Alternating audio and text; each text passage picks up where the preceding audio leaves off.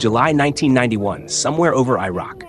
An American infantry unit is pinned down under heavy fire when they hear it, that distinctive sound that means salvation is coming.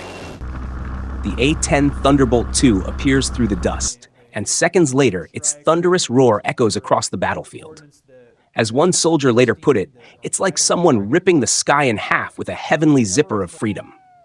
Meet the A-10 Thunderbolt II. Affectionately known as the Warthog, a nickname earned by having a face that only ground troops could love. This isn't your typical beauty queen of the skies. It's more like that bouncer at your local bar who looks mean, sounds meaner, but is absolutely the person you want on your side when trouble starts. To me, what the A-10 means is the mission. So the mission of close air support, whenever I think of the A-10, what I'm really thinking about is, what is the mission?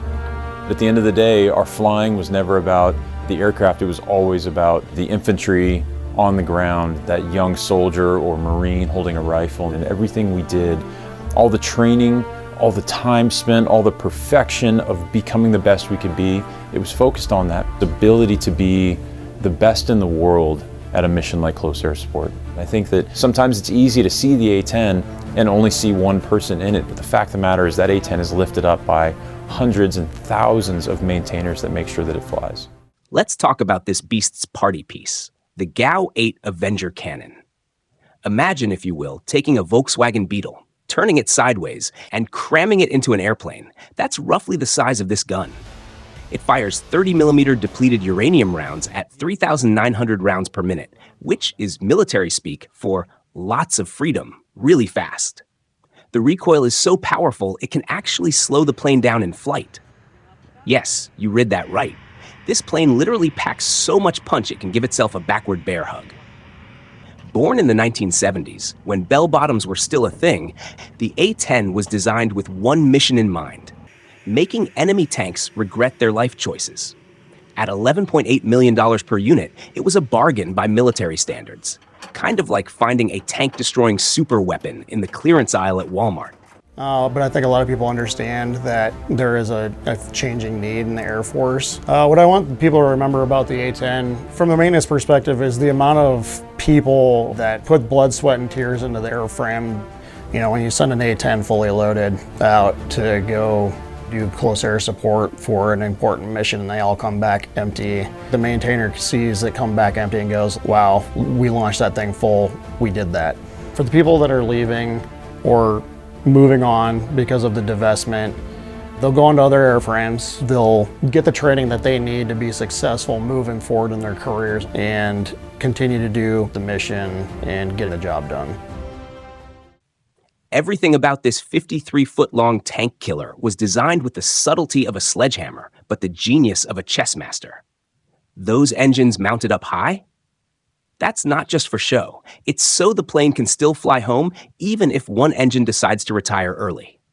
The landing gear that sticks out a bit even when retracted? That's for those oops, no hydraulics moments when you need to belly land your $11.8 million aircraft. It's like having backup plans for your backup plans. The pilot sits in what's essentially a 1,200-pound titanium bathtub, probably the most expensive bathtub in history. But hey, when you're getting shot at, luxury matters. This thing can take hits that would turn other aircraft into very expensive confetti and keep on flying. It's the Nokia 3310 of combat aircraft, practically indestructible and definitely not winning any beauty contests. During Desert Storm, A-10s turned Iraqi tanks into impromptu convertibles with such enthusiasm that enemy forces would reportedly surrender at just the sound of approaching Warthogs. One A-10 pilot even managed to shoot down a helicopter with the cannon, which is basically like winning a drag race in a tractor. Impressive, but definitely not what it was designed for.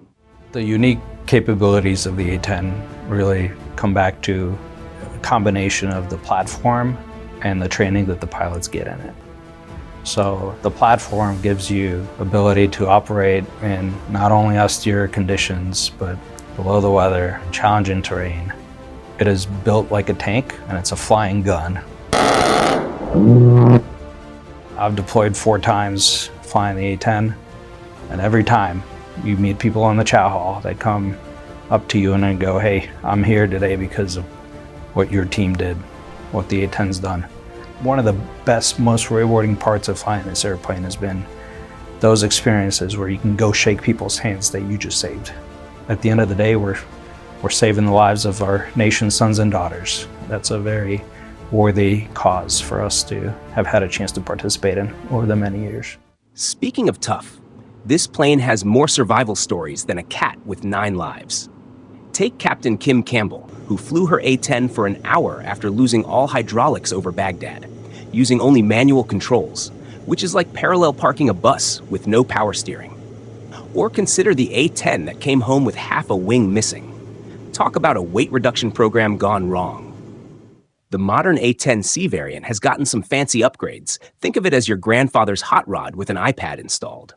It's got digital avionics, GPS guidance, and targeting pods that can spot a tank from so far away, it's practically unfair.